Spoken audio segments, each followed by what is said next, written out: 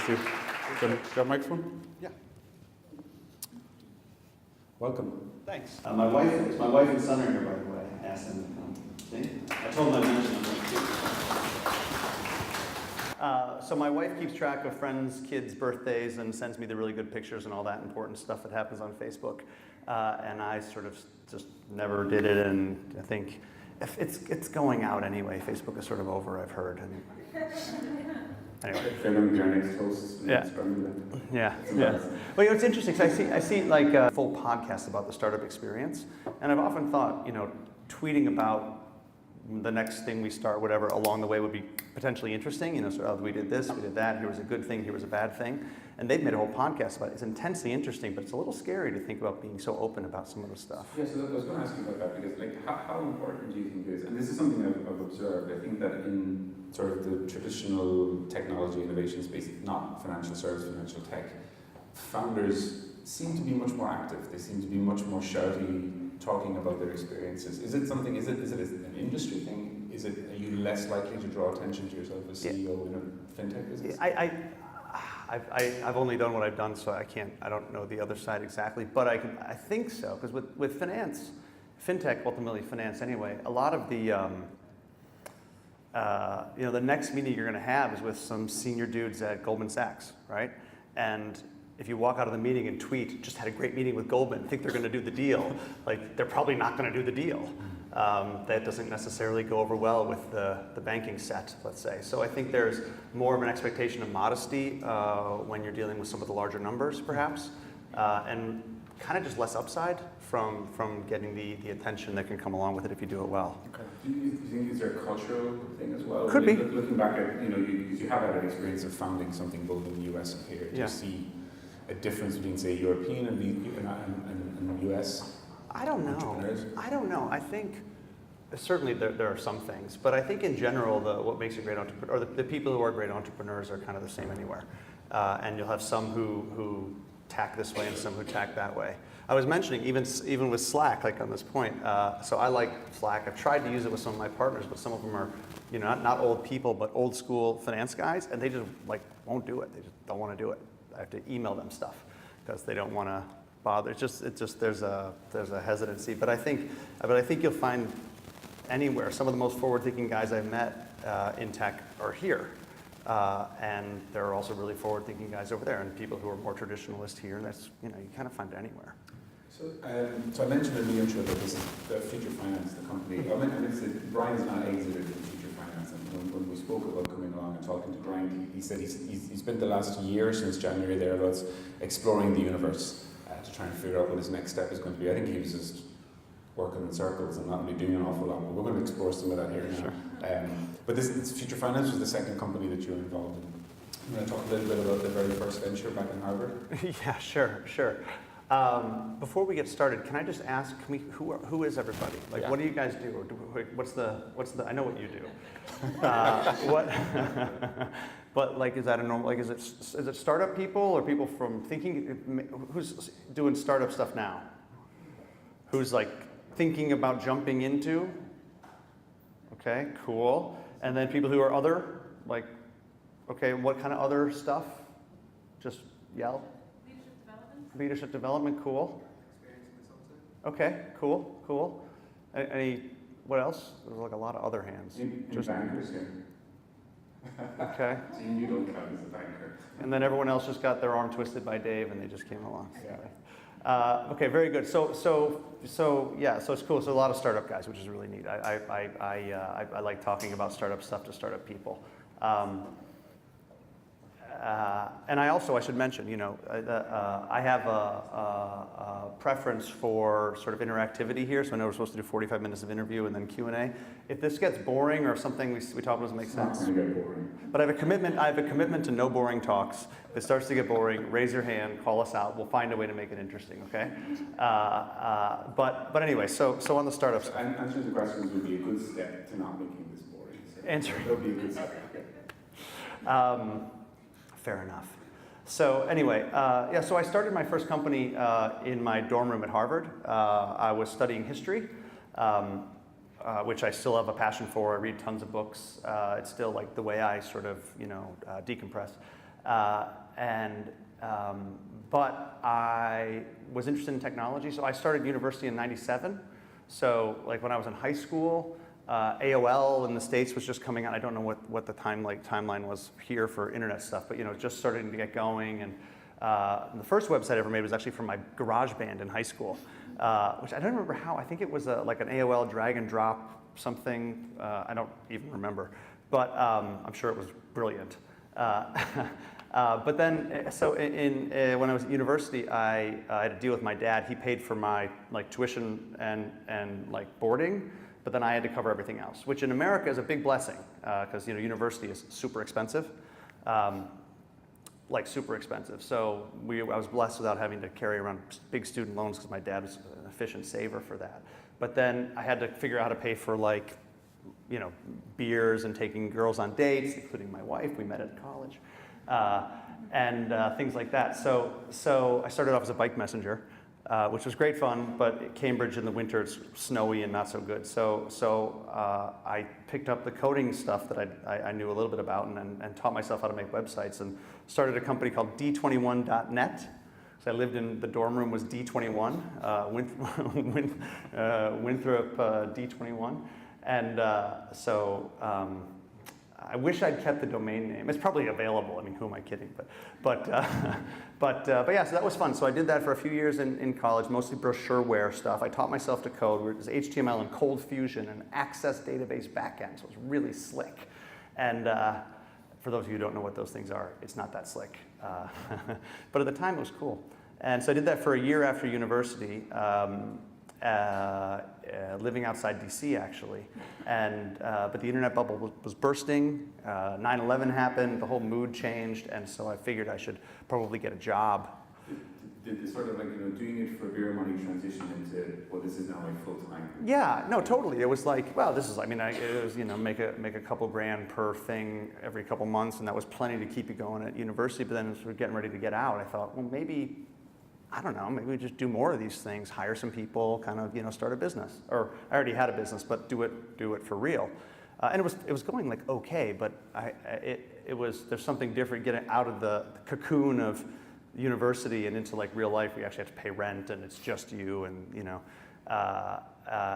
and it was fine, but didn't have a feeling like it was going to really take off. Had you seen, at that stage when you look, or at that time, did you sit there and think, hey, I'm an entrepreneur now, I'm a businessman? Was that a goal? Did that in the D21.net tick a box? Maybe, probably, I would have to say. Because it was the internet bubble was roaring when we got to university. It was pets.com raising $1 gajillion and anything.com. And it was, 22-year-olds on CNBC talking about how they're gonna whatever, and so there was definitely probably a conscious or subconscious desire to be part of that crew, though in hindsight I went about it all wrong, but no, I think for a lot of people, I had some friends at university who dropped out to start their own .com. With $5 million of some rich guy's dad's money, and it was disastrous. Remember those guys?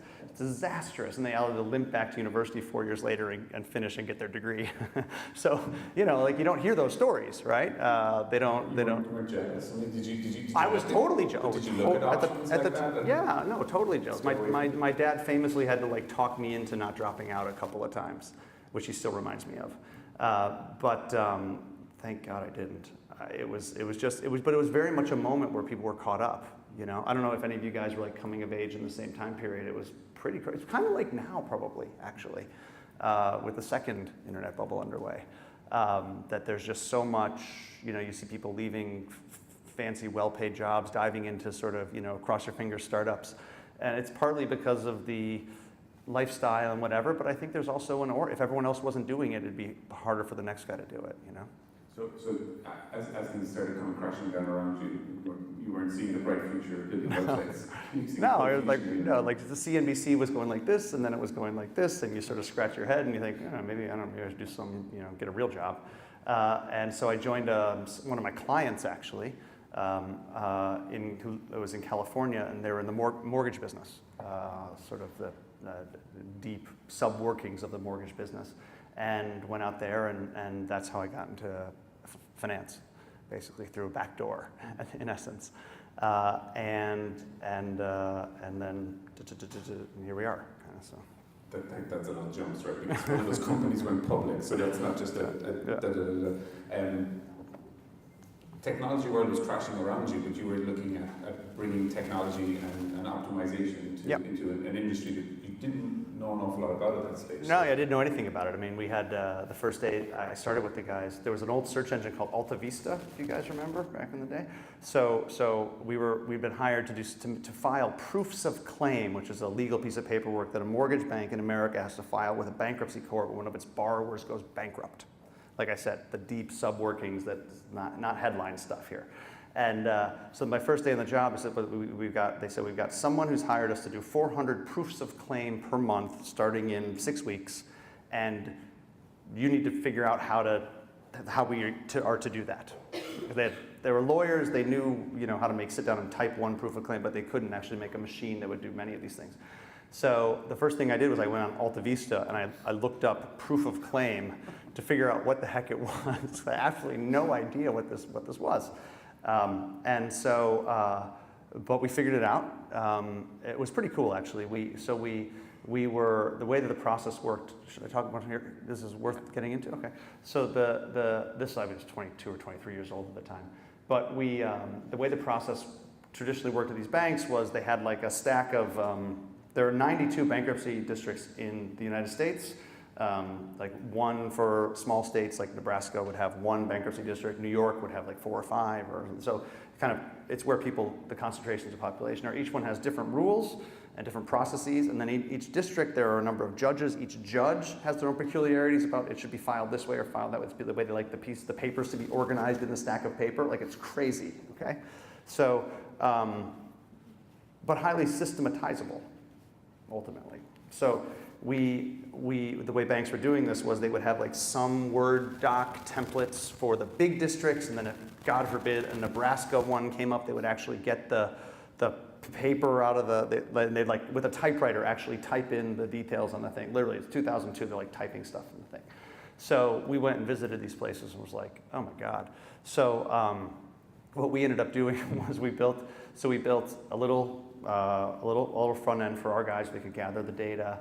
And then, with like essentially it was a mail merge, we could produce the forms for any district that you called up. You change the drop down and it produces the form. Really pretty straightforward in today's terms, right? Not like a hackathon team could do this in like 8.5 hours or something, right? But back then it was radical. And the fun thing that we did was the mortgage banks were actually gathering the data for the forms from this system that was called Altel, then it was MSP, Fiserv. It's like the mainframe backend that manage mortgages. So if you guys are tech guys, this is one of the things that's absolutely extraordinary to me in the world today. Is there are big chunks of our life that are still run on mainframe. So airlines, right? When the lady is hammering away behind the keyboard, and like when you're trying to change your flight or something, there might be front ends, but it's at the end, at the back, it's a mainframe system many times. Mortgages are like this in the States. They put glossier front ends on, but the back is still a mainframe. Batch updates every night, that kind of crazy stuff. So anyway, the way you got information out of this was like you'd do like tab, tab, tab, R, enter, tab, tab, control C, left space. Well, that's how you navigate around the system. So we built these emulators, like we would do it we'd meet these guys in the day, we'd go home at night, stay up all night in the hotel, make this emulator that would basically copy the 15 minutes of work that the poor lady in WAMU's offices was doing to gather like the data for the form. And you'd hit the button, the emulator would go tab, tab, tab, enter, copy, put the stuff in the thing. So we'd come back in the morning to like the boss and say, watch this, right? And there's like we bought the emulator software for like $20. It wasn't like heavy duty stuff. It was just painstakingly sort of get accurate with it. And we would do in our office with 2 or 3 people what they were doing in their office with like 60 people. And get paid, get paid $150 a file for it. So that element of this business grew very, very quickly. Within like 9 or 10 months, it was like 50 or 60 people. And working with you, because I was yeah, you're coming into this with history qualification and build some websites, and you're building processes that are working in the inner bowels, right, of a bank. Yeah. Your role in that, like, were you? Yeah, well, so I was working for a couple of guys who later in life became partners of mine and are still very good friends. So I was not the boss. It wasn't my company. I joined their business, and a lot of guidance from them, particularly on I think what you're getting at, which is like I was the boss of these people that we'd hired, and it was terrible for them mostly. Nobody should put a 22 or a 23-year-old in charge of actual adults, in my humble opinion. And you know, flashing back, it's just totally. I think I said it's totally cringeworthy thinking about some of the stuff that in my you know, native management abilities. There's some things you just got to learn, man. You know, some of those cringeworthy things. Well, like looking back, like what kind of stuff were you doing? What kind of people were you managing as well? You know, it was really great people, just people who, from a career path, were in like mortgage processing, you know, sort of back office admin people, get there at 9, leave at 5 or 5:15 on the dot, commute home, pick up their kids, like, you know, regular people. And I had this imagination that I could sort of inspire everybody to stay all night, because I was going to stay all night, you know. And I mean, we were just dating and living together, but we didn't have kids or anything. So I'd come up at 4 in the morning regularly. This was crazy stuff we were doing, but they didn't want to do that. And so I had this constant tension of like, you need to work harder, and they're like, look, man, I don't get paid. I'm not getting paid for this. I don't want to work harder. So it would lead to a lot of. What was driving you to stay till 4 o'clock in the morning to?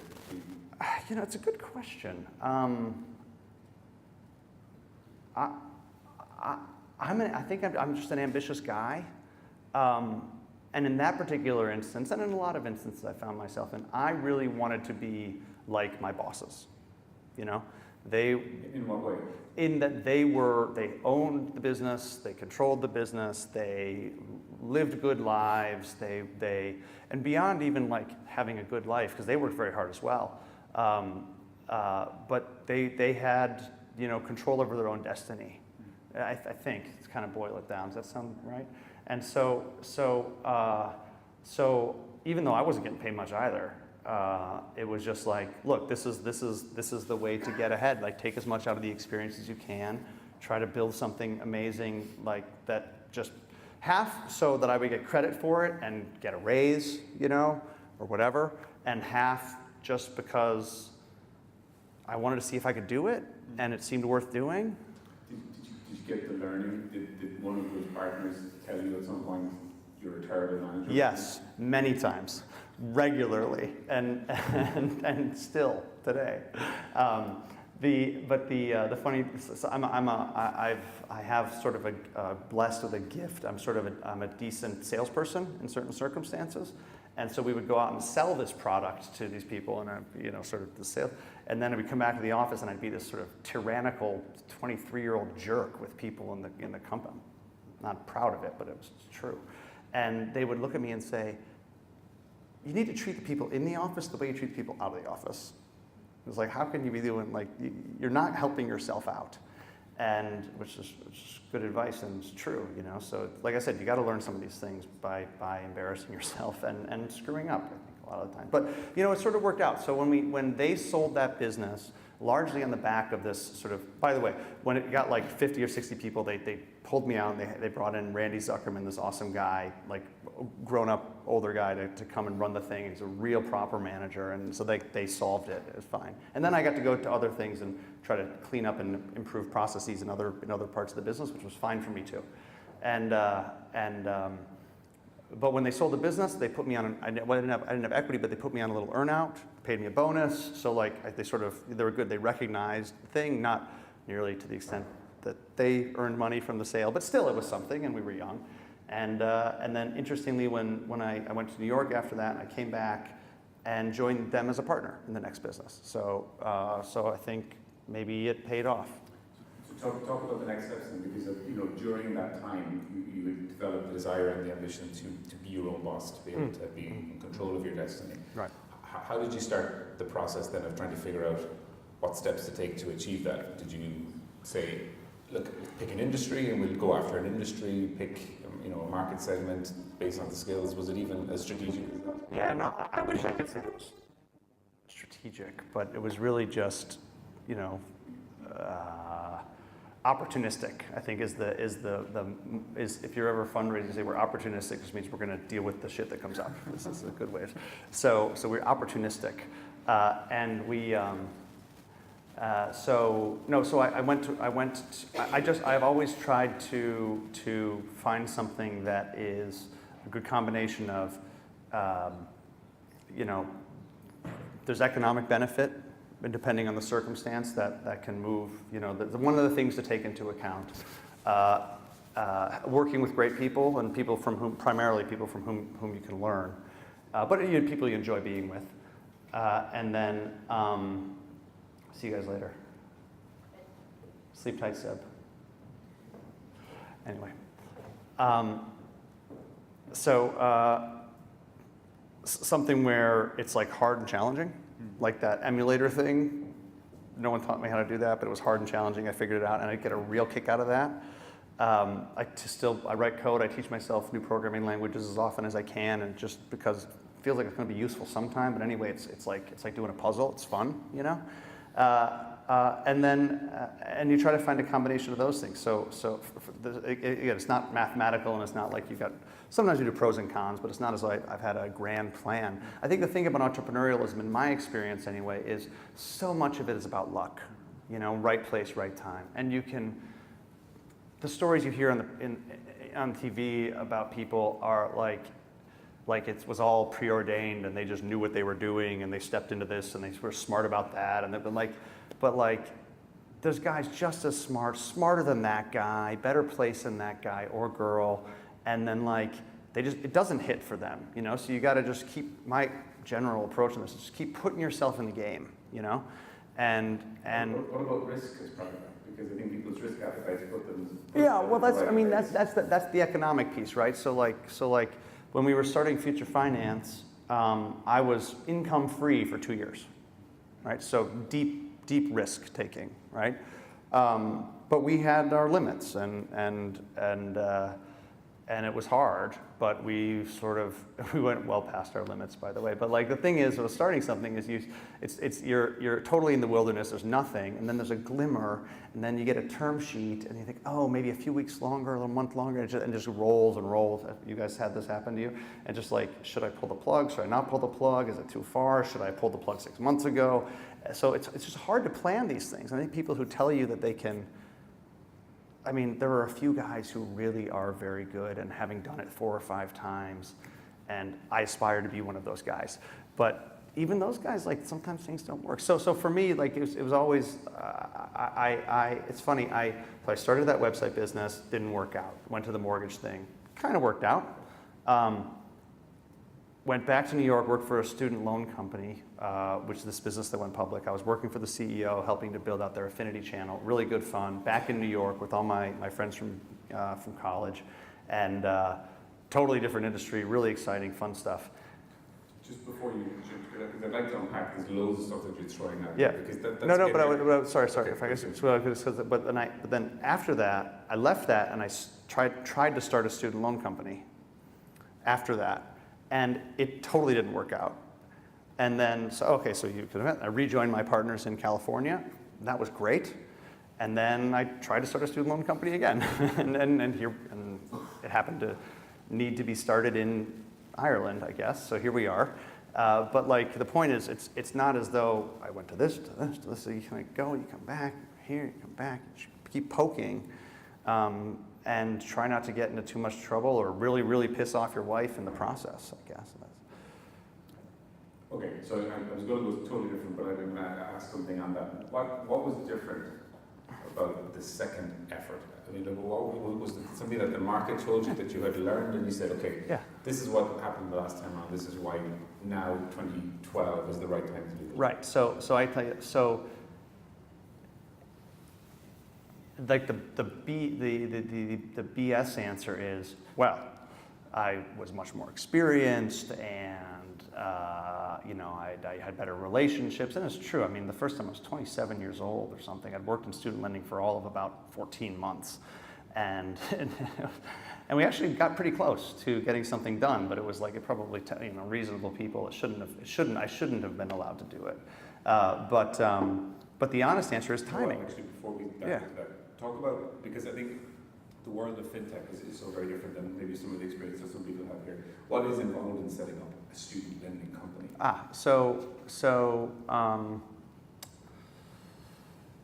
Let's see. Well, like starting any tech business, there are many things that are similar to starting a regular tech business, any other tech business. You need to have a product that people can interact with, typically web-based or mobile app or whatever you want to do.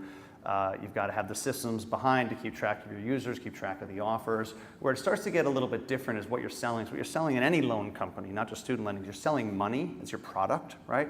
And the tricky thing about starting a finance business is not only do you have to build the infrastructure and the software and everything, but you also have to come up with the dough to give out, right? It's like if you have a SaaS business, you build the product, you make it really good, then you go try to sell it. But every time someone buys it, you just install it, or they just if it's on cloud, they just sign up, right?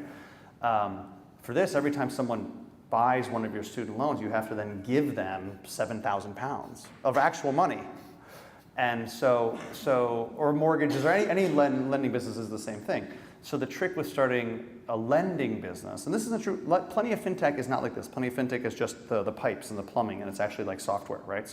But with balance sheet fintech, which is the stuff that I've done, you actually have to come up with the money. So with that student lender I was trying to start back in the day, we had term sheets from Credit Suisse for $6.5 million of equity to build the system and hire people and all the regular stuff you do with any startup. And then we had, also from Credit Suisse, a term sheet for $100 million of lending money. But you have to do both. The future finance, we raised 47 million euros of equity. This is numbers as of when I stepped back from the business in January. And we had a 50 million pound credit facility from Goldman. The Goldman money was for making loans. The equity money was part of making loans and also part of hiring people and building the systems and doing all the stuff. So it makes the fundraising thing is much more complicated if you want to start a business like this than if you're just, I shouldn't say just, than if you're starting a traditional kind of software business. So how close did you get with Credit Suisse with that in New York? So as I was saying, it's just like I said earlier, it's all just luck, dumb luck and timing. So we had that we were very close. We had the term sheet. We were negotiating the term sheet, and they just went radio silent. And I panicked. And I mean, I had been zero income at this for 8-10 months or something at this point. And in New York, and we were young, we didn't have much money. It was not so great. And what happened? We'd been in their office with the 15 people and had done the whole pitch and all the stuff, and the term sheets and everything was coming along. And it was the middle of 2007. It was the August of 2007, which for anybody who's paying attention and knows much about this, not a great time for finance, right? Or the beginning of a particularly bad time for finance. And Credit Suisse, some of the smarter guys in the street, there were certainly guys who tried to keep the music going well into 2008, but these guys were on the pointy end of the business there, and sort of saw the cracks forming, and so they had a lot of problems to unravel. They were not interested in starting up any new sort of crazy credit stuff with 27-year-old founders. And God bless them, because I had all my money in this, money from my family, my grandfather, friends, and if we had gone ahead, we would have put all that in the first loss money, and it would have been a zero. 100% would have been a zero. Business is much longer, well-established. A number of banks around here, I've heard, did not make it through the crisis, and we would have absolutely been in that carnage there, and I would have lost everything. So it's dumb luck, but that, to my earlier point, all you can do is just keep plugging away, because it's not best plans in the world, right? And just who knows? So you said Credit Suisse went radio silent, right? So you got to the sort of pitching to 15 people asking for, what did you say, $106 million? Yeah, well, but it's $6.5 million of equity, $100 million for the loans. And they think of it very differently, because the loan money is you're giving to a student in hopes that they give it back. So it's not equity where you know it's going to be spent. So, Yeah. but different, yeah, total of 106 million. That's crazy, actually. They didn't tell you why they stopped talking. Never did, actually. Never did. How is that to recover from? I mean, like if you've asked your grandfather for money to do this business, and you're there, right? You've kissed the girl, you've just got to do the next step, right? And then nothing. I tell you, it really sucked. You know, we were like looking at office space and we're building the software and like checking CVs, like getting ready to hire people. Like we were really about to tip over into this thing, and so they never called and said, we think there's going to be a global financial crisis, so we're not going to fund this business. Well, the thing is, like you've seen the movies, like the thing is nobody, if you know there's going to be a crisis, you want to be the only one who knows. You don't want to go around telling people because you have more time to unravel your positions. But so I don't hold it against them at all. I mean, I'm still friends with some of the guys, so it's fine.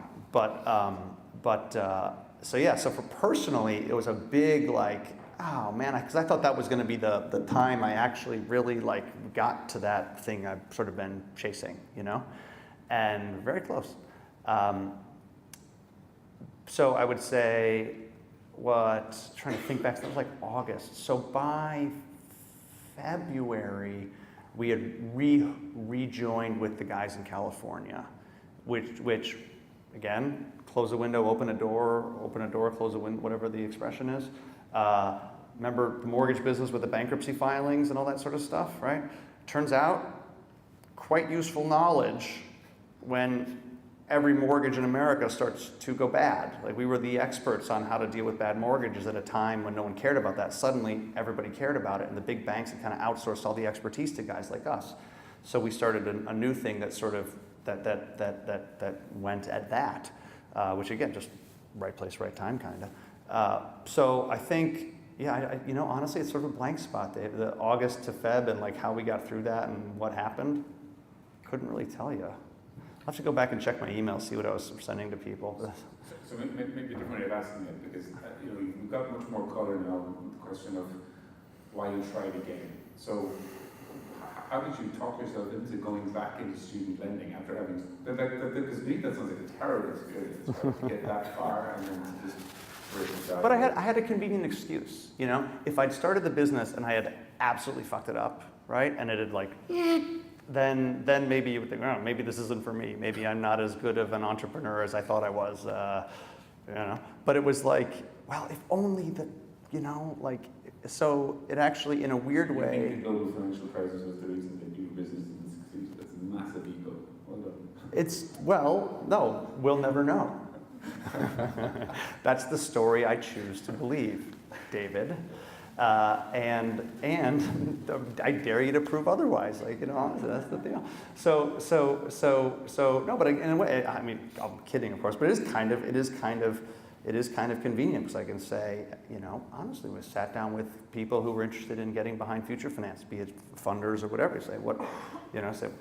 You tell the story, and I think people who are going to support your business as partners, as investors, as employees, as whatever, like to hear some war stories, especially in finance. People like to know that you have you've looked into the abyss and you understand what happens if things go wrong. The $100 million that you're going to give to students, if they don't give it back, that's the crisis of your business. That's the only thing that can really, really, really go. There are things that can go wrong. That's the only thing that can really go wrong. And if you haven't sort of like been kicked around a little bit and have some scar tissue, so it's actually it's a useful story. I find it, So I guess hearing myself say this out loud, I guess you've got to be sort of a real optimist to think of that as a great experience. But honestly, you live to fight another day, you move on, or I lived another fight another day, I moved on. And also, you think about plenty of times what I did wrong with this, and then next time you try to correct those mistakes, I guess. And I'm sort of, it's like, there's lots of quotes, like Churchill, but like, if you're not in there trying, it's like the folks who raise their hand thinking about a startup, right? The first time you do it, it probably won't work, but you have to keep trying. it's not like, it's very rare that lightning strikes in the first time. These are the stories that are famous, like Mark Zuckerberg and these guys, are the ones that we all sort of think about, but very rare. And much more common if you talk to entrepreneurs, the guys that I know, it's like their 5th or 7th try is the one that really sort of takes off, because there is actually a learning in this. So you have to fail. You don't always have to fail though and want to come back and try and be the founder again, right? So No, fair enough. You went and you went back into a role working with those partners again, and you were an operator, you weren't the founder. Right. You still had the ambition. Yes. That didn't get burned by Credit Suisse, right? You still had the ambition to want to come back. Yeah, I think at the time I was ready to kind of, I had to do something and ready to take a deep breath, because it had, also in the stuff that I do in finance, as the crisis sort of really started to brew, it was clear that starting almost anything in that environment was just, like if you look at the numbers for new ventures, it's quite negative actually for that. It's just a really bad time in my area. But I rejoined my partners. They were happy to have me. God bless them, because I got out of there last time, and we left on good terms. But I could have managed that better. So I was young and didn't really, trust them to be cool with it. Of course they would have been, but I thought so. I was like, put in my notice. These guys who were almost like older brothers to me. It was kind of versus saying, "Hey, I'd like to," childish, in hindsight. But they were cool. Welcomed me back. I was a partner in the new business, they were the boss. I wasn't the boss, but it was a great gig, and we got to do some super interesting stuff with big money. It was an investment business that went around buying distressed mortgages from banks and trying to work them out for better outcomes. Like cut deals with the homeowners, do nice things, and sometimes not nice things, but do things better than banks could do to try to, move the mortgages on. And it grew to $1.5 billion invested. We had like 100 employees vying from a, building businesses standpoint. Did they tell you what you had done wrong with the previous people? Yeah. Oh yeah. No. No. I think I did a little bit better. Still made plenty. Still make plenty of mistakes, of course. But I think incremental. Some of the people from that company still talk to me. I don't talk to anybody from the first company. It was a useful stat. But so it was like, it was absolutely great and exciting and fun. Also totally soul crushing at moments, because we were in the business. Every one of our customers had defaulted on their mortgage by definition. That's why we were able to buy their mortgages. So you're just surrounded by bad vibes, which was necessary. We sort of saw ourselves as the, somebody had to deal with this stuff, and the banks certainly weren't. I mean, we would buy these mortgages, and we'd call these people the next day after the deal was done, and we say, "Hey, we own your mortgage now. Let's try to work out a deal." And they say, "I've been trying to get a hold of my bank for 1.5 years, like on hold, and no one's talked to me about anything. I don't know what to do." So like there were moments you're like, okay, so we can do better than that. But ultimately, we did have to foreclose on folks if after all of our offers and everything couldn't go on, and that was tough, necessary, I suppose, but tough. So when coming into future finance, I was very focused on trying the startup thing again, and also and trying to be the founder, front man, sort of do this the way that I thought it should be done, and then also focus on something where the work that you're doing was much more positive vibes, So like now we get calls from students, "Hey, thank you so much. If you hadn't helped me, I couldn't have gone to get my postgrad degree." Right? That's a much better feeling than somebody saying, whatever. You know what I mean? Like, so it was. I think we were all happy to sort of move on from those years there for that reason, though. Let's go into the future finance founding story here, and I'm just curious. You've been talking about your own experience singly as an individual, as Brian, through all of this. Did you think at some point about bringing together a team of people as a co-founder to look at new opportunities in the future? Oh, sure. Is that what they got with future finance? Yeah, sure. So I think it's just like, so my partners in the mortgage business, who I've basically been working with on and off since I was 22, 23 years old, have been super supportive with with Future Finance, they were supportive emotionally, but weren't part of the process. But I was fortunate enough to sort of, just as I was coming out of the mortgage thing, the crisis was ending, there wasn't as much work for us to do, the business wound down, which is fine.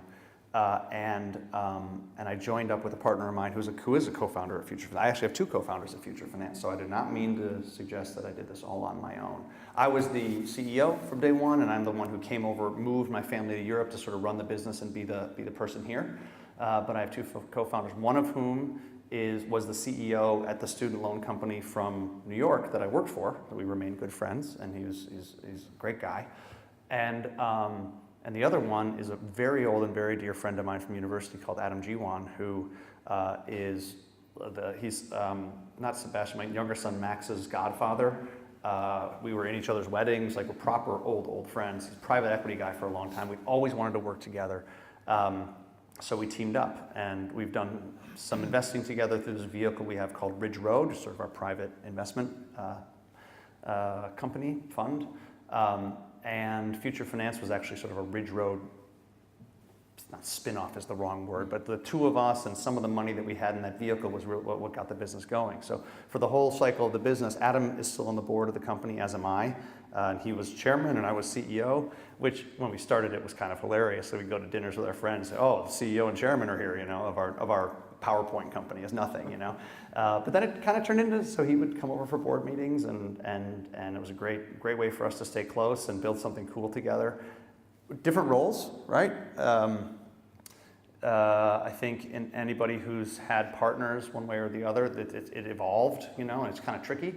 But we had this one actually, I think really, really helpfully from a relationship standpoint was I was physically here, they were physically in New York. And so for a lot of the stuff, there was just no question about who was going to make the call on some things. When it came to fundraising, we would work together, and I think we had a good rhythm on that.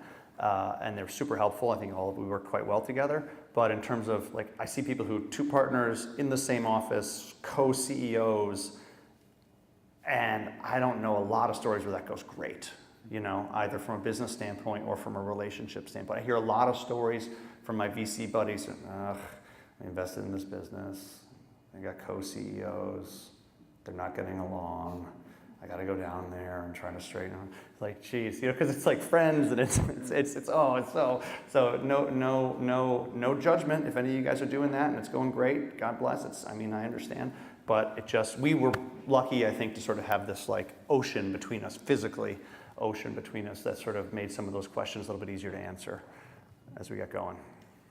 What kind of a learning ramp was it for you to start familiarizing yourself with the European fintech space or the lending market? Yeah.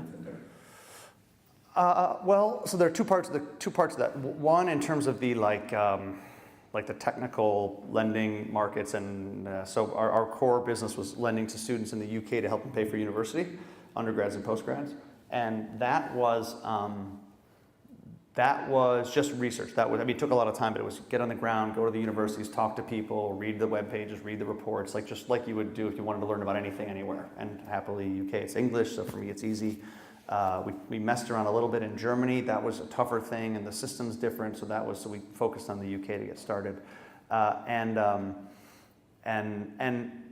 so for the actual market, that was just research. Took some time, took about a year. For financing, finance is finance, so we got customers, we're going to give them money, we're going to charge them this many are going to default, we think, this many are going to pay back, that's just numbers, that's the same kind of anywhere. And actually, a lot of the people who we ended up working with in London in the banks were connections and relationships that I had from New York. So we talked to Citi in London because I called my friend Citi in New York, and he made the call, and then they got the meeting set up for us. So we sort of had an easier time there than if you were just starting this from scratch without some of the connections. And then the last bit, which I think was the most interesting and fun, was getting to understand how to be an entrepreneur in a new country. And it's often people don't. A lot of people do it, so it doesn't get talked about that much. But showing up here and having to start a company, incorporate and think about the legal frameworks and what an employment contract looks like. And I had these really funny conversations with people. It was like life cover, right? So everyone gets life cover here. Yeah, is that a normal thing? Not normal in America. I was like, do we have to do it?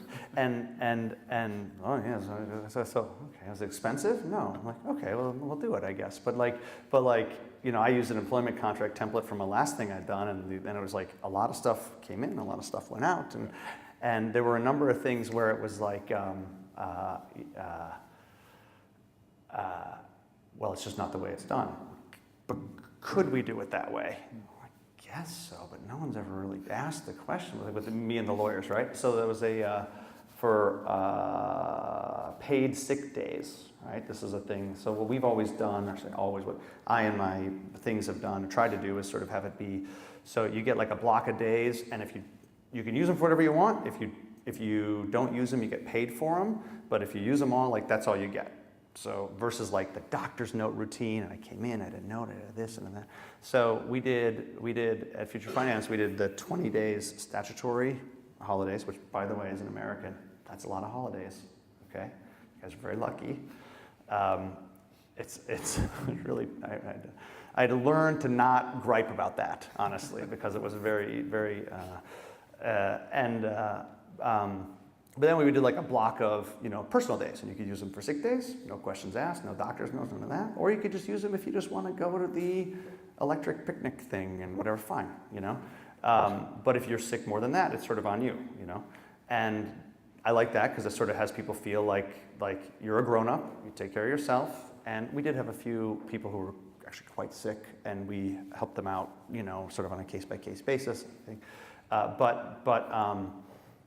But with the lawyers, it was like this 2-week thing. And we was like, but don't you understand how the incentives work? And we want people to feel like the respect of being able to call their own shots, but also not the gamesmanship of the getting the doctors and stuff. And it turns out it's legal to do that, but it was like stuff like that. But isn't it a better way? Well, no one does it that way. So there were like a whole, versus that kind of approach is quite common in parts of the state. So there's a whole bunch of stuff like that. It's like learning to fly the airplane again, Starting up an LLC in the States takes 7 business days and costs $500 on LegalZoom and about 20 minutes of your time, and you have a company, an LLC. Done, okay? Here, it's not so bad, but it's different than that, okay? So all these things, it just takes time to, I showed up, okay, so where do I go on the website to start the company? You gotta call a lawyer, you gotta go in there, you gotta sign it, you get a seal. The seal thing is hilarious. Do you guys know about the seal? What is going on with the seal? So really? So there's plenty of stuff that you just get used to, so my instinct is part of it is to make jokes about it, which fine, but you're in a new country, you got to respect the rules, you got to respect the people, there are other traditions, so it's sort of this interesting balancing act of figuring out how to get on in a totally new place. So culturally, I would have thought that possibly the biggest thing, the biggest surprise would be, local people here saying, you're starting a student lending company in a country that has free education. And did you get an awful lot of, did you know we're not going to charge people? Yeah. No, for sure. You do in Ireland? Well, I think the simplest expression of that is that nearly all of our investors, the largest investor in our business was based in London, but he wasn't a British guy growing up. And all of our other investors were American. As we would tell the story, look, university's getting more expensive in the UK, you can see the chart, and the government provides this, people spend this, no one's providing this. This is what happened in America in the early 90s, and now private student loans in America are a $200 billion industry. So we're going to start that here. And Americans say, they don't have that yet? Really? Because it's totally normal there. And here people say, university is free. Well, actually, it's not free. Now they charge £9,000 a year for undergrads, and a typical postgrad course in the UK can cost £15,000 cash for tuition. So who's got £15,000 cash for tuition?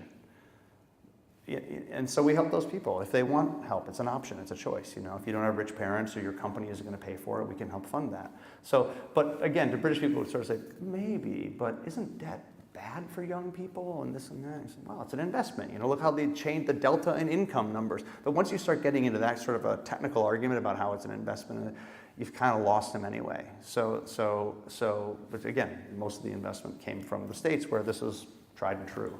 So the business ultimately was a success. I'm going to come back and talk a little bit. The business is not a success, Dave. Well, it was a success in terms of the business is coming along. We have not reached the promised land. So 50 million plus pounds worth of, yeah. of loans. So you found somebody to lend some money Yes, to, right? no. Okay. Lots of students need what we're offering. The loans are performing quite well. There are a lot of good signs, but Okay. raising a lot of money, hiring a lot of people does not make a business a success. Turns out, No. it gets you invited to Startup Grind, but it doesn't make the company a success. Looking back at it, so what would you say is the most surprisingly hard thing, an unexpectedly hard thing, and unexpectedly easy thing from that? Gosh, you through the whole thinking of everything. From sort of like deciding that we're going to do this, we're going to do this in Europe, and then start the journey. So I think the easiest thing was hiring people. Honestly, when we got here, and I'll say this till I'm blue in the face, so as a group, as a collective, best employees I've ever had in my life are here. And I told you I worked all over.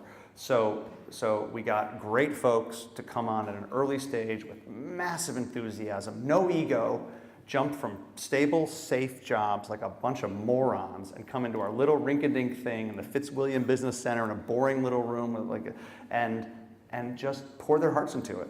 And that's how we did what we did. I mean, and some of the people are still with the business, and a number of them are still very good friends of mine. And I mean, and then as we grew as well, same thing. So the people thing was the thing that I was most nervous about. Don't take it the wrong way, but like I've spent time over here on holiday and stuff, but Americans have a view of Europe as a business culture, right? Like too many holidays. Everyone in this room has worked with Americans from time to time. Like you meet them, they get off the plane, they're like, people seem to be working kind of hard here, and like in an embarrassingly insulting way. And I was like that, so I was really nervous. And these people, great. The hardest thing I think was, I think about it, but it was, so one thing was with my family was I had this imagination that when we finally landed here and we got back on payroll, we got the money raised, we got a house finally, so we've been sort of chaotic. I've been like bouncing back and forth. I was like 2 or 3 weeks without seeing my family. My son was young at the time, and I thought, well, great, we got a house, we got a lease, we got a bank account, we got money coming in again, I got to look at this business we're doing, like, maybe she cares, maybe she doesn't care, but like we raised a bunch of money, we're like on this thing, so let's get back to like our loving, happy relationship after, taking a year and a half of like chaos, and she was not into that. If she was here, she'd come take the microphone away from me and tell you all about it. So it actually took a long time to kind of get back on a good track with my family, and particularly my wife. And it was harder than I thought it would be. I sort of got real, so this is like big lessons learned, right? The reason I invited her here was like, I'm very, very committed now to having her involved in what I'm doing and part of the process, and not like, just hang out for a year or two, honey, it'll be fine, and then I'll call you then. It's like, there's actually real value in that. And I screwed it up. And getting that back on track was a lot harder than I thought it was going to be, honestly. Lessons learned. She's still here. She still comes around. She still talks to me, so that's good. That's really nice segue into the question, though. I wanted to line up with. Is that what you thought I was going to say? What did you think I was going to say? That was great. Oh. Thank you. It's true. It's true. It's true too. So let's talk about risk, right? Because you chose this. You chose to get back into this, and you said earlier on that you're optimistic, and clearly you didn't foresee that this is the price that you were going to pay, right? And in fintech and financial services companies in particular, like you said, you spent like a year researching just to understand the lending culture, and then maybe another year of fundraising to get to the point where you even have an employee, right? Yeah. Like a fintech startup or a non-financial services startup could have 5 companies in that 2-year period, because you have more freedom to move, you have freedom to pivot, to try something that isn't working. So how did you assess that risk, knowing that you were going to go into a potentially 2-year period? Yeah. With certain outcomes like that you've described here. Well, first of all, we did not think it was going to take that long. If you go back to the early versions of the deck and stuff, it was like, in just a few months' time, we'll be up and running. And sound familiar? So that's the first thing. I think that's true with anything. But I think it's true with finance and fintech in general, or fintech and finance in general, because it's heavily regulated. And because the numbers are very large and you've got to get, like I talked about the different types of funding, you actually have to pull a lot more together. And because the way you pull these things together, like the way we got Goldman to put up the 50 million pounds, and thank God they did, they were super supportive, great guys, was by promising the types of loans we're going to make. In simple terms, we're going to make loans to people who look like this and this and this, and not people who look like this and this and this, because they're risky and these people are safe, and that's what we're going to do. And you get started and you find out, especially in a startup, you're sort of guessing. Making your best educated guess based on experience and proxy data and all this sort of stuff. But we weren't totally right about that. There were things that I wish we could change if we could go back in time, but you sort of put a stake in the ground. So the pivot bit becomes very hard because they've given you the money to do this very specific thing. Whereas in a startup, you raise XX million bucks to change the way that people, whatever, through software, okay. And then you get a little bit, you're like, actually people kind of don't care about that, they care about this. There are all those famous stories, right? Twitter started as a podcast company, all these sorts of things, right? You can do that because it's just, as long as you call your board members and they say, yeah, it's not working, let's change it. Here you got a lot of people you have to bring on board, and the contractual documentation for our credit facility was literally 700 or 800 pages long. And you can't just call them up and say, we changed our mind, now we're gonna, these people are actually not good and these people actually are good, so we're just gonna switch it, You can't do that. So there's a lot of friction in financials. And the regulator thing, we finally got regulated at the beginning of this year, but we were 2 years to get regulated by the FCA and by the central bank here in a year and a half about a year and a half for Ireland as well. So, you finally get regulated and the regulator makes you tell them exactly what you're going to do. I shall do this and I shall do that and I will do this and the next year I will do this and this is when I will hire this person. They really, and then so pivoting away from that is you got to call the regulator. We changed our mind and you can't. So there's a lot more. I don't know if it's a stakeholder question or something, but you've got a lot in finance in general because it is highly regulated in the numbers. It's a lot more. So we probably would have changed some things sooner than we did in different ways if we had more flexibility. But yeah. So notwithstanding, I said you said maybe you would change some things, and I said your success, and you said well all you did was raise some money and hire a bunch of people. You have 50 or 60 people who have careers now, right? Sure. And look, I don't mean to be negative. It was I think in a lot of. You know what I'm saying. It's not. There's different types of success, right? But I think we've done something. You put that on a marker, right? So sure. And we're the first people to do private student lending in Europe, which I think that's the thing I'm sort of most proud of. And I like to think we did it in a healthy and sustainable way with the product that we developed. So whoever comes after us, hopefully, will copy some of the stuff that we did that will help make student loans here better than student loans in America. It was a big mission. We were in student loans in America are a problem. Let's say, so we're filming. And there are some straightforward things that you could correct. So we really tried with the product. It actually cost us some business. We could have probably sold more loans if we were less, sort of long-term oriented for the benefit of the customer, saying no to people who would have taken the money, but who probably wouldn't be able to afford it down the road. And we knew that based on the stats and the numbers and the data science. And so we chose to say, no, you can't have the loan because we don't think it's going to be good for you, in essence, what we're saying. So what is success, right? So hopefully Future Finance goes on, becomes a big profitable business. Hopefully I still have some shareholdings by the time that happens, and that's great. I think the successes that we did achieve are we absolutely started something new here. We helped nearly 10,000 people in the UK afford an education that otherwise they might have ended up with payday loans or other sort of nasty ways to finance these things what students are doing, or postgrads they might have not gone. So there's some thousands of students in the UK who got a postgrad degree because of us who maybe wouldn't have if we didn't show up. So I think that's pretty cool. We built a cool business that I hope a lot of people who started with us spin out and go start their own things. We focus very much on entrepreneurialism in the company and very transparent, try to teach people what it actually takes to run a business. So I cannot wait to get invited to housewarming parties of some of my past buddies and employees' businesses one day, I hope. And I think that's part of our Dublin story. So, Talk a little bit though about, because you'd have been doing very different activities throughout that process, right? So the final 2 years were very different than the first 2 years. Sure, yeah. How much did you enjoy the second half versus the first half? You know, it's a good question, Dave. I see why they let you do this. This is good.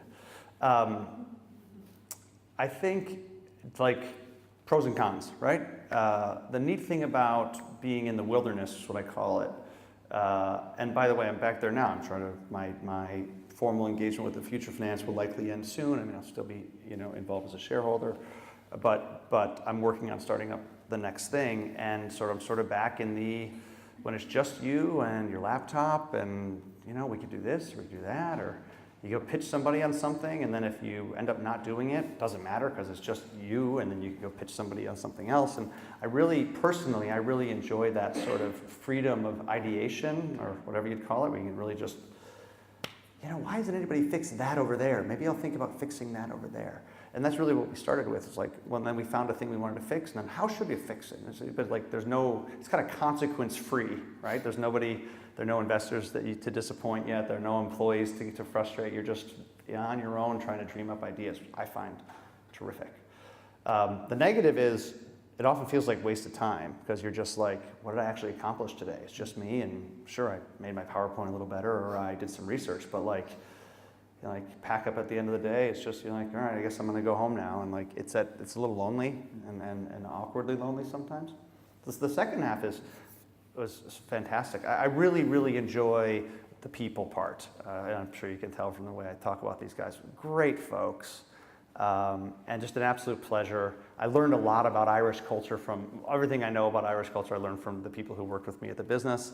I know that Dublin people make fun of Cork people, and Cork people make fun of Dublin people now, and I learned all about that, and the different accents. Is real got a kick out of that. So like, it was good fun and great crack, as you say, and also I think I really did enjoy the fundraising process. So we got some great investors on board, and making that happen, and understanding what people wanted and what they wanted us to do, and it was a real sort of, so challenging.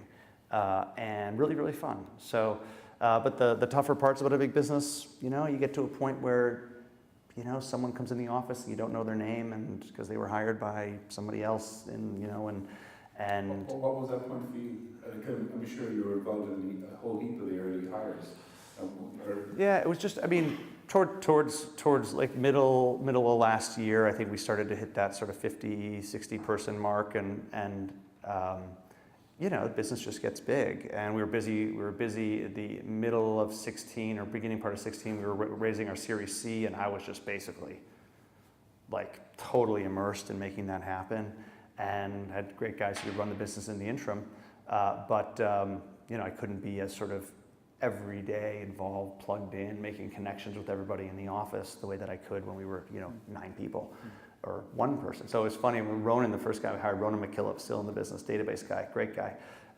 When he started, like a couple weeks after I'd just gotten here, and he said, hey, Ireland's playing Italy in the Six Nations. Why don't we go on Saturday? Do you have anything to do? No, I'm here by myself. My wife's in New Jersey. I'm here by myself. Hey, you want to go to a pub and watch the game? And I think, oh, that's terrific, because I got no friends. I got nothing to do, So I thought, great. And then I went, he's the only guy. For some reason, he quit his job at AIB. He's sitting there in this room with me. It can't be that fun for him. I have no idea.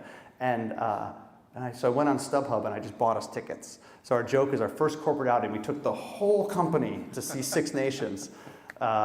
So that was good. So we could do those connection things in the beginning. It gets harder as you get bigger. And I sort of felt like that was, some of the things that I really love about running a business, sort of change and evolve there, or what's required changes and evolves, and maybe it's a little more, starts to get a little more corporate, and weekly meetings and stuff like that. Absolutely necessary, totally required to build a business, but quite a different vibe from the giving energy and taking energy away things like so. Yeah.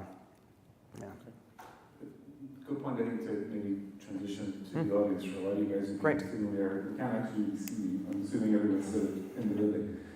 But we've got a couple of microphones. If you want to throw some questions up, and just boring? How do we do? Boring, not boring? Medium boring? Afterwards, shut the fuck up. Just if someone wants to ask a question, just hand up with his microphones. Question. Sure, back over. Oh, hang on, just before you ask the question. have these really nice slack socks, courtesy of our hosts, that Brian is going to choose to give to people who ask the best questions, right? Oh, wow. These are like the most... It's a lot of pressure. It's a lot of pressure, right? But these are some of the most sought-after socks in the Dublin technology scene. Those are pretty... I'm going to give myself one because I asked him the question, but there's at least four now. This is what you're competing for. Okay, go ahead. Hi, I'm one, the two bankers in the room. Hi. Actually, the only one left. Yeah, he left. Such a typical banker. Yeah, exactly. So I got years of experience in lending, and student lending has always been my obsession. Yeah. So what I want to ask you is, first of all, banks are doing it right now here. They have credit policy that's pretty strict after obviously what happened and student lending ended badly for some banks. So is there any particular niche of students you're going after? And then it's quite easy now to get the student lending, so there is a process, of course, of validating them, and the majority of the cases that get declined is because of the guarantor that doesn't qualify to be one. So how are you going to protect yourself from that? Yeah, no, it's a good question. And student lending's tricky, you know. The core of our approach was from the beginning was to take a look at the student. So we don't lend in Ireland yet. We have a license to do so. We're not lending here yet. We lend primarily in the UK. So I'll speak about the UK. The dynamics are quite similar, except that it has gotten more expensive than it is here so far. Though I imagine, cut to 10 years from now, it's going to be more expensive here. So we look at the way we are able to offer finance, sometimes with a guarantor or like a parent, and sometimes without, is we look at the student and where they're studying and what they're studying, and then we have a substantial data set around that, and we say, this guy, X% chance he graduates, X% chance he gets a job, and he will earn Y. Statistically speaking, he'll likely earn Y in 2 or 3 years from now. And then based on that information, we can offer credit. And if the number's good enough, we can offer credit without a guarantor. And then if it's kind of middling, we can offer credit with a guarantor, i.e. the parent needs to sign on. And if it's not good enough, like the example I mentioned earlier, like we would call people up and say, sorry, based on what we look like, it looks like your income's going to be, we don't think you can afford this loan. We can't approve you, even with a guarantor, which is different than the States. The States will make a loan to anybody if they got a good guarantor, which is how a lot of people got into trouble. So it's I hate to say data science, it's very buzzy and stuff, but like it's based on statistical data and long historical evidence of how people are going to earn, we're able to make offers that we think are fair and sustainable for the customers. So, which that's like one of the main things that I hope really gets implanted in the European model for student lending versus the American model. Is a much more commonsensical approach. Gosh, if someone's studying something where you're pretty darn sure, look, I studied history, okay? If you look at the data tables, history is not one of the degrees that's a high earning degree, generally speaking. But I think the world needs historians. If you're gonna study history, God bless, go for it. Just don't come to me for a student loan, because it's probably bad for you, honestly. You know, States, you got 23-year-olds declaring bankruptcy because they have too much student debt. It's not good. And I think the companies are as much as at fault for that as are the students who signed up. The students, weird thing about the student lending is you're lending to someone, they're 19 years old, he or she is at sort of the peak of optimism for their whole life. Were you ever more optimistic than when you were 19 in university, right? And at the absolute nadir of financial wherewithal, you know nothing about, right? And so that's a bad, like as far apart, that's a bad time to be making like 10 or 20-year credit decisions. Okay, like, so just try to help them out. So like, I think the companies, much more so than other types of financial products, it's a lot of responsibility on the student lender, the company, to try to drive, like, we almost ended up acting like a parent in a weird way lots of times, and having conversations with people that were almost more like, you know, you should call your mom or dad about this, because it's a sensitive thing. So yeah, so we just try to do it the right way. It's not rocket science. It's quite technical, but at the end, the underpinning is like commonsensical. What we try to do. So. That's a good question. I think being the only banker left in the room, that probably deserves a fair talk. Yeah, oh yeah, sure. Oh, we're deciding in real time. We'll do it right now. Sure. We're going to judge you straight away on your question. Good chat with you. It's your side.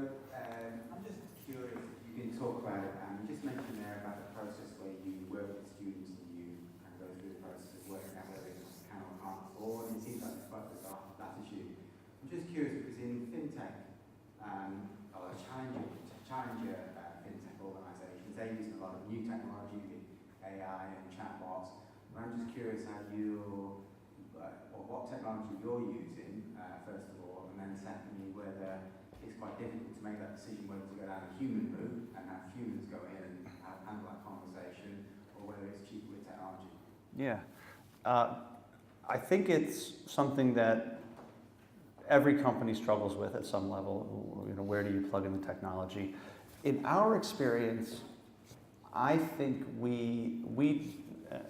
I definitively at the outset chose a more human and less automated approach with, especially with customer service. Partly because of the times, you know, we were getting started, we're kind of building the systems in late 13, so a lot of the chatbot AI stuff that you can do sort of as a service wasn't around then. It's really come a lot, if you think about it, it's come a long way in a short amount of time. But also, we were kind of heading into some uncharted territory, and we wanted to, if of all the things that we could screw up, let's not screw up like when they call, let's answer the phone, you know?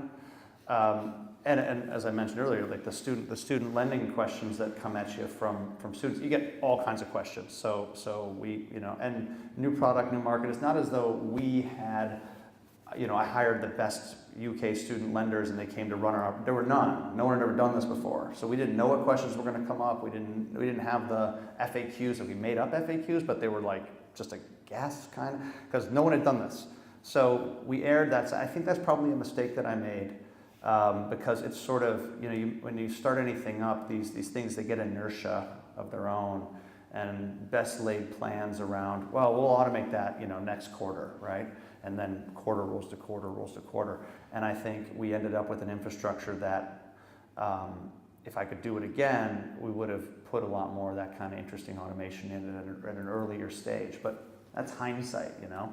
And you know, with the new guys who are running the business today, that's a lot of what they're working on, is figuring out ways to make the business, the processes more efficient, keep making good loans that people pay back, and keep the risk down, but also try to build a more streamlined, you know, process, which frankly also helps the customers. You know, we had our peak season was September, and hold times would extend and stuff. So if there are more automated ways for people to get information, it's good for the customers too, as well as being good for our bottom line potentially. So it's a tricky one, I think, for people to wrestle, especially if you're doing something really new.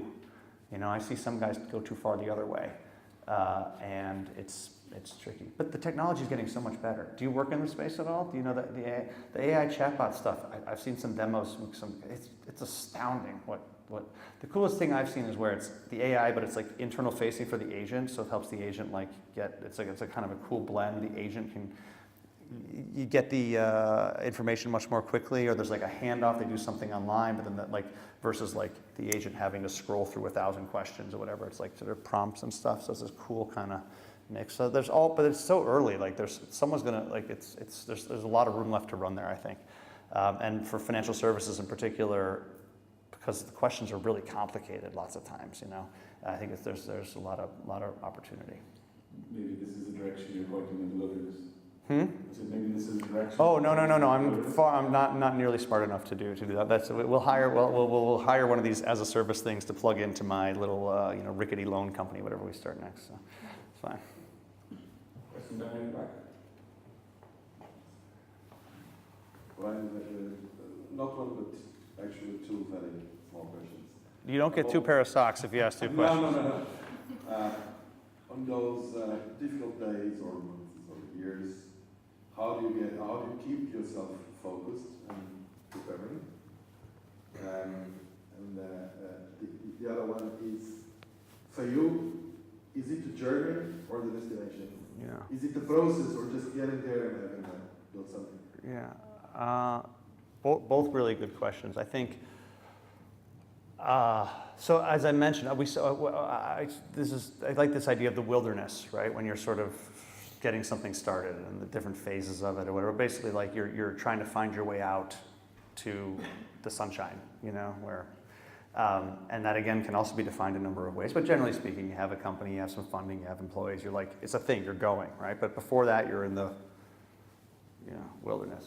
And so the things that I try to remember about it's. First of all, it's important to remember, for me, it's important for me to remember that new things are always hard. So if you have a hard day, the first thing I think is, well, of course it's fucking hard. New things are hard. Like that's the deal, right? And that I find that comforting. A second, building on that, everything. I like to remember that everything that is old in our world was once new. Like everything started somewhere. So this thing that I'm working on it's not impossible, right? New things are created. Ultimately, I know from my experience that success often pivots entirely around your belief in yourself. So when I start to have moments of doubt or lack of faith, it's just you know? And if you have to banish that somehow or other, and everyone's got their own ways of doing this, but if you stop believing in what you're doing, then it's time to do something else. Right? And it doesn't mean you have a bad day. If you have a bad day, just you buck yourself up. But if you really stop believing, because you're going to go to the next meeting, next thing, and people it's really amazing how intuitive human beings are. When you're telling a story and you don't believe the story, everyone in the room knows. It's amazing.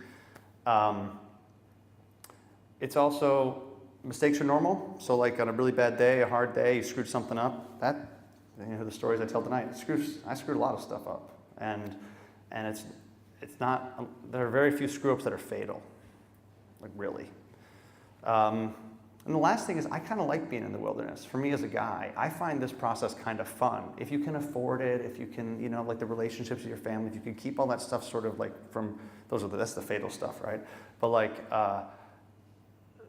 this is fun. We picked this. We chose to do this. And gosh, if it's a little bit hard, then so be it. It's like choosing to be, I can never be people who chose to be professional athletes. It's do they complain that the workout was really hard? It's that's what you're doing. That's what you signed up for, And so, there's moments I think, I like to think about the optimistic, look, this could happen, focus on the distant future. But then also remember, as I mentioned earlier, I kind of enjoy those moments of the solitude with the PowerPoint and the credit model and the whatever, because sooner or later, even if you're successful, you're not going to have any time to do any of that real sort of, you're just going to be go. You're surrounded by people and a million things, and plenty of times is the future finance. I wish I could just close the door and have 3 days of just kind of going back and being by myself, but you can't, It's actually a blessing. It's kind of a fun part of the whole thing. So I don't know if that answers the question, but that for me is, again, I'm doing this right now. This is what I did today, sitting in a room by myself, trying to figure out the next thing, and it's for me. It's maybe I've had the benefit of having been through this. It's nice to remember, this is kind of the fun part. It doesn't feel like it necessarily, in a perspective, right? But it's kind of fun. Because you can do whatever. You can change your mind. You can do this. I was pitching one thing a month and a half ago. I've totally changed it. I'm pitching this other thing. No one cares. It's you do whatever you want. You can't do that later. So anyway, what was the second part? I know it's a long. That was it. Did I get it? Okay. Good. Just to jump on that question, we're going to wrap it up kind of soon. So we'll have the last couple of questions. But how do you, right now in the wilderness, and I know you're trying different things, you're pitching different things. How are you informing yourself about trends, new opportunities, startups? I know you're doing some mentoring. How do you pick what stuff to work on? Because this time is sure, you're saying, I have the luxury to do this, but your time is so precious now. So you can be talking to completely wrong people. Not right now. These are the best. I was going to say.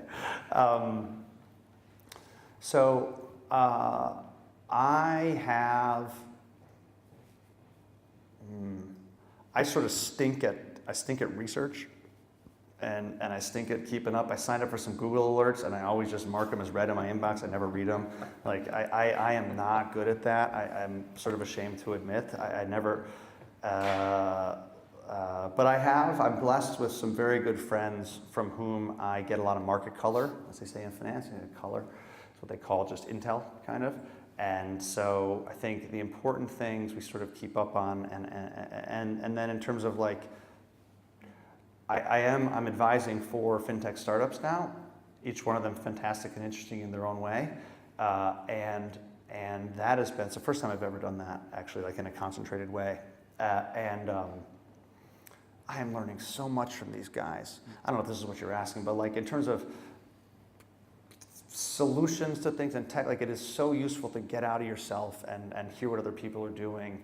I try to take a lot of lunch meetings. And you guys want to have lunch, let's have lunch. I'd love to just hear what people are doing and maybe offer advice if it's that kind of a thing, or maybe they're giving me advice or whatever.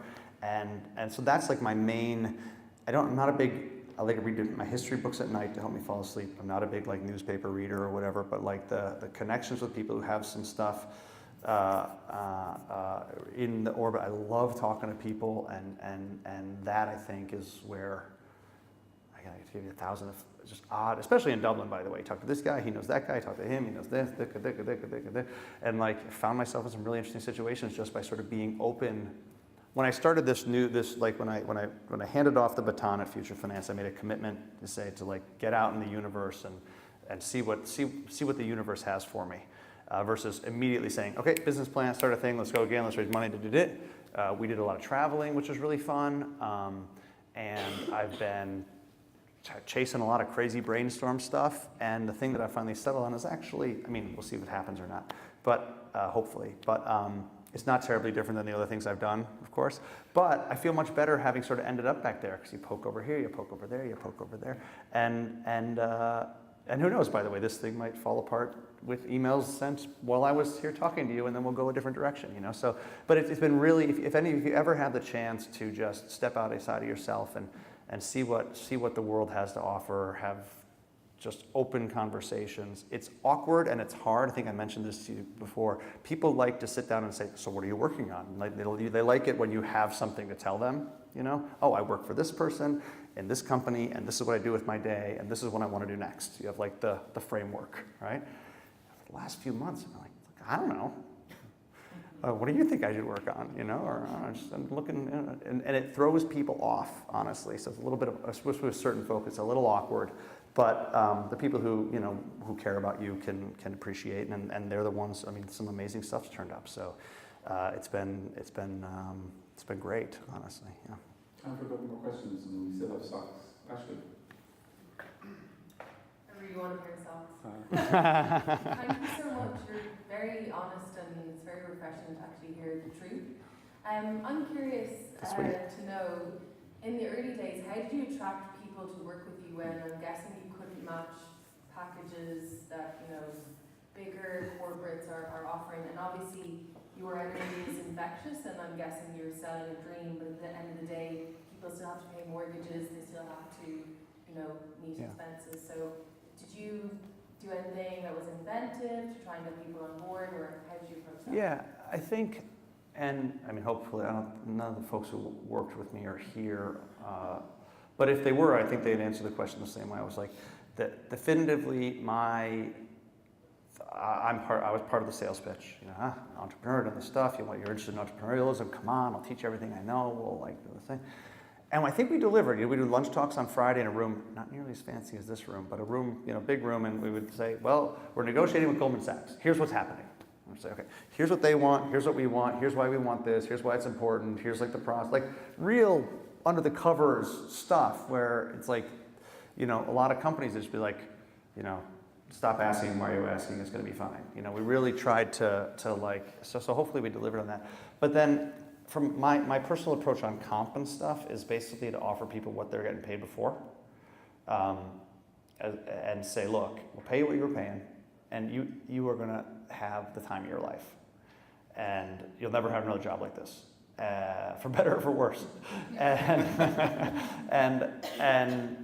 look, if it's great. Like we had guys with this guy, I won't say his name, but in 8 or 9 months' time, he was getting paid double what he started on with us, just because he was in the wrong company, and no one saw how good he was, and he took a flyer with us, and he was great, and so we're like, he's there with me till 2 in the morning. I'm like, dude. Because again, these were in the early days before we had all the org charts and all that kind of stuff. Just like, just pay the guy more, right?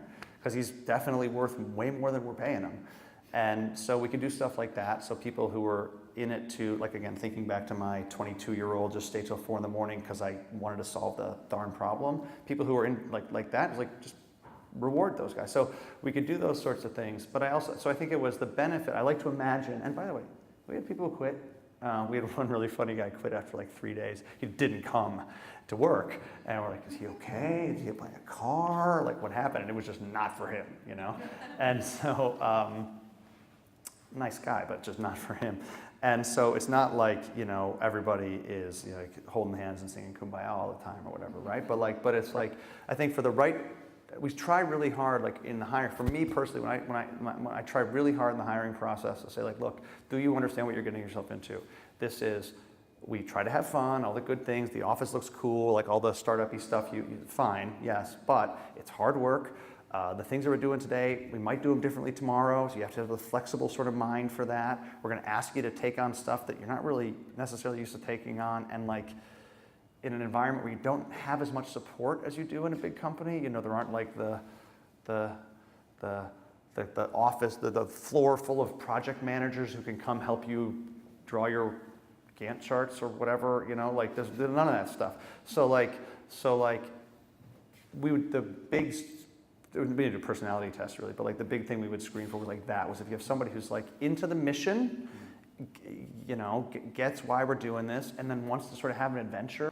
And you know, we would hire people who were pretty clever people, pretty hardworking. And the nice thing about Ireland, especially when we came in 2013, it was just starting to come like this. So I think people feel like it doesn't work out. It's kind of cool these days here to have a startup thing on your CV. FinTech is hip, and like going to jump to something else. I can always get another job. But let's take a shot with this crazy thing. And those are the people who did best with us, the people who really treated it as like, I'm going to dive all the way in, try to make the most of it, not going to get, we had an option package and stuff like that, so maybe one day people will make some money from the shares. But we didn't pay crazy, but I just can't personally, like, we're going to pay you zero and it's all upside because, you know, like, people got to pay mortgages. So it's like, but we're not going to pay you more than you were earning elsewhere because this is a much cooler job. You can learn much more, accelerate your career much more quickly. There are a lot of people in that office who have jobs like if they'd stayed in the bank, they would not have that much responsibility for a decade. And they're doing it every day now, you know? So like, I think that's cool for people. It's what I had. I sort of had that with those early guys. That maybe it's more leash than I should have had, but like, that's part of the deal, I guess, and that's the model I try to follow. Everybody's got their own thing, by the way. I think it has to go with the boss. You know, if you can sell that, then maybe that works, or maybe you want to do. I don't like everyone's. I do know guys who say we pay everybody in the company, including the senior guys, get paid like 25 grand a year. I don't know how that works. And then they get shares, and we try to like buy them out of their shares every time we fundraise. So everyone's like super incentivized on and they've built great businesses. You know, so this is not the only way. It's just the way that I sort of fits best with me. Really good last question. There's one. This guy's got a question. Here, this fella. You sure? We can talk after. I'll stay until they kick us out. One of you should ask the question because you're not going to split a pair of socks, right? It is splittable, Dave. It is splittable. Of all the things in the world, you can split it right down the middle. The question is, you took a whole lot of American money from American banks, and you said to them, I want to loan money in Europe. And what I find curious is how none of the banks figured out that this is a great opportunity that they didn't see. How you got it. Yeah. Well, I'm fond of saying that if banks behaved in a logical manner to their best interests, then I wouldn't have had a career. There'd be nothing for me to do. Everything that I've done has been something that you could say quite rationally and reasonably, shouldn't a bank do that? And the answer is yes, they conceptually should be. Like for student loans in the UK, there's no reason NatWest couldn't be a great student lender, except that oftentimes banks can't get out of their own way. And they are terrifically slow-moving organisms. So it is quite ironic that, I mean, I don't want to speak specifically about us, but I know a large number of circumstances where a bank will not provide a product to its customers like on its website, like a certain type of loan. That we're not going to get in that business. Say student loans. We're not going to do student loans. We don't believe in it. But then if we come along and we ask to borrow money from the bank to lend to that same student, they'll lend us the money and we'll lend to the people. So they're happy to do this, but they don't want to do this. And it's not because they're idiots. I mean, there's a little bit of that, but like there's branding things and headline risk, and if we make a bad loan and they're supporting us, they have like a layer between us and then, like, you know, the expression headline risk is a massive thing that banks are focused on today. Any large financial firm like Equifax, gosh, like they're, you know, like they're afraid of, there's a committee in most banks, there's actually a committee, a subcommittee that just thinks about that. If this goes wrong, what are the headlines and how do we feel about that? Are we happy to take the risk of those headlines, or, you know, and they'll kill otherwise highly economic deals purely on the headline risk issue. So I can start a business, whether student lending or something else I have done or will do in the future, and say, you know, not that I don't care about the headline risk, but I feel confident. It's me sitting there in the chair. I know we can do it the right way. I'm in control. I'm at the front row. I know we're not going to screw this up. As for a banker, like a senior banker, you know, it's layers and layers and layers. Who knows what the guy in the bank branch is going to say to the student who wanders in there? Like they have this, they can't control it the way that you can if you're the person, whatever. So whereas student lending is certainly something that's fraught with headline risk, just look at the States, like a bank that I won't name specifically did not invest in us because they're embroiled in a big lawsuit in the States. Like a class action lawsuit about student lending. So they would not, like, they're like, no chance. I'm like, but it's Europe, it's totally different. Like, shut up, get out of here. Like, it's not happening. But that doesn't, it's fraught with headline risk if you screw it up, but it doesn't mean it's not a good business. And it's not something that you can do well and still be a good guy and help people out. So I think the main thing with banks is like, they just don't count them out. They will evolve, they're very clever. They have all the money, and that's quite a thing in finance, you know. So, but I think the next 10 years are going to be really interesting for how banks and fintechs sort of continue to dance with each other.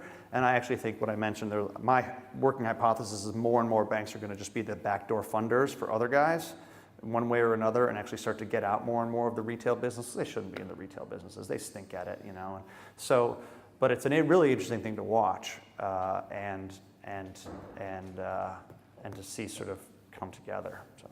Cool. Well, thank you for the question. I think that's actually a really good place to finish up Cool. this evening. I'd like to thank Brian for his time here this evening, for your authenticity, your honesty, your enthusiasm, and for all of you for coming along here this evening as well. Wish Brian well. I think you're a pioneer in the wilderness, and I look forward to seeing where you're going to end up next. So Thanks. Big hand for Brian. Thanks, guys.